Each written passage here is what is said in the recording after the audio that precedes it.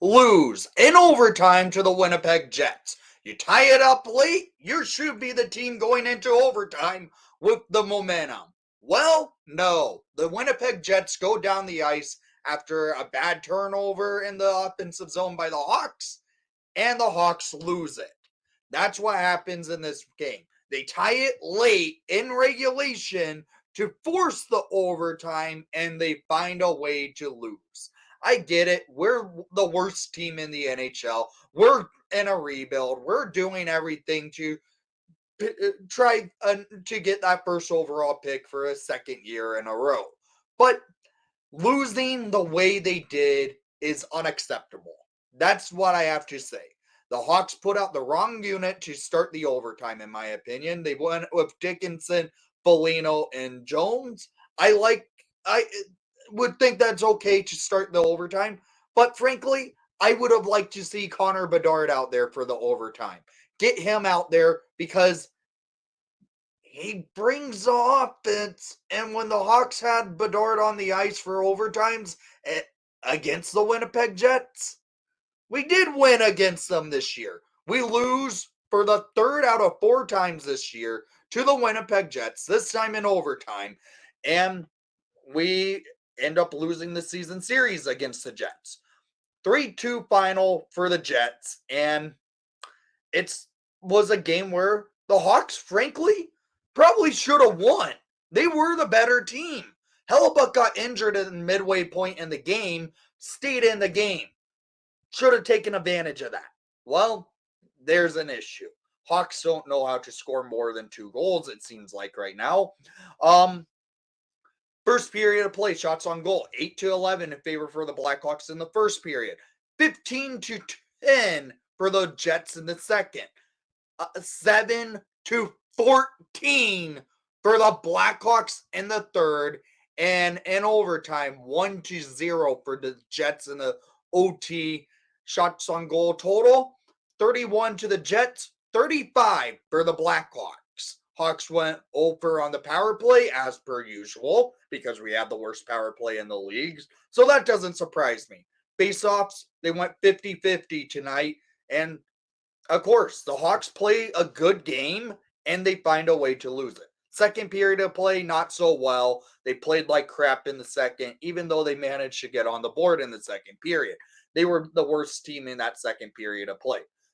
So let's get into the goals of the game, shall we? In the first period, it was Winnipeg who got on the board first. But out of the gate, the Hawks were the better team. They were moving the puck well, generating shots. At one point, they were out shooting the Jets 9-4, and they were the team with the momentum. But the Hawks didn't take a penalty. Winnipeg controls play, moves an opportunity, and later on in the period, at 14:47 in the first period, Nikolai Ehlers snaps his scoreless drought and gets his 17th of the year, assisted by DeMello and Morrissey to make it a 1-0 game for the Jets. This goal, bad angle shot, goes in past Mrazek. That was one that Mrazek needed to have back. That was a bad goal on Mrazek, a rare one this season from him to give up. And it goes to the first intermission down a goal. Hawks played well in the first. They were trying to battle, but Hellebuck said no. And we go to that second period of play where out of the gates, Winnipeg puts on the afterburners and just moves the play into the offensive zone. At 1:49 in the first period, in the second period, for his second of the game, Nikolai Ehlers scores his 18th of the season, assisted by Josh Morrissey. Bad defensive zone entry for the Hawks to regroup, and it leads to a goal against on the Hawks. So the Hawks down by 2, and usually when we're down by 2, that is a recipe for disaster because we do not score a lot of goals. Usually at that point, we're losing. And I was like, well, Hellebuck's in net. We're going to lose this game, aren't we? And it doesn't go that way later on because we do force overtime. Hawks do get a penalty where Taylor Radish just clips Hellebuck when Hellebuck was out of the net, out of the crease. Hellebuck looked like he dove, and Radish gets called for a penalty. But after the Hawks do find some momentum at 15:58 in the second period on a breakaway from a great pass from Steph Jones, scored by number 43, Colin Blackwell.